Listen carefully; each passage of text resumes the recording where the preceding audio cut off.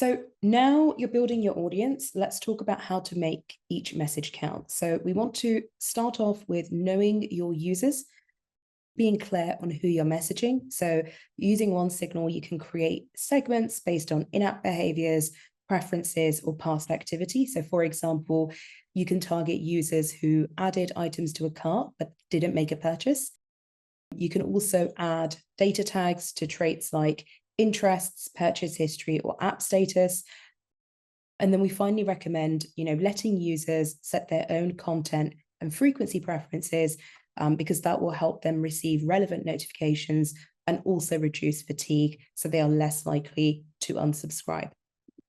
Next, we want to tailor each message, and this is where we can start using personalization to drive engagement. So we can add personalization with tokens like a first name. So the message says, "Hi George, your weekly playlist is ready," instead of a generic message that might not be relevant. You can also use dynamic content to show different messages per user. For example, you might have two users who get the same notification template, but one user sees skincare while the other user sees tech accessories. And this can be customized to what they browsed on and isn't limited to just transactional messages. You can also adapt context based on, time zone, location, or language. So a travel app might say to a user who's just entered Barcelona, "Welcome to Barcelona. Here are the top spots nearby." And this would be triggered by their location data. And then finally, optimizing continuously. So we want to trigger sends based on user behavior, their interests, and predicted activity windows. For example, if we have a user that's added an item to a cart, they didn't check out, they abandoned the checkout process, we want to send them a message 48 hours after that.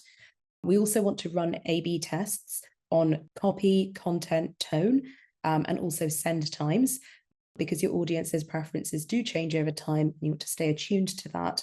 And then finally, we always want to track metrics like click-through rates and unsubscribe.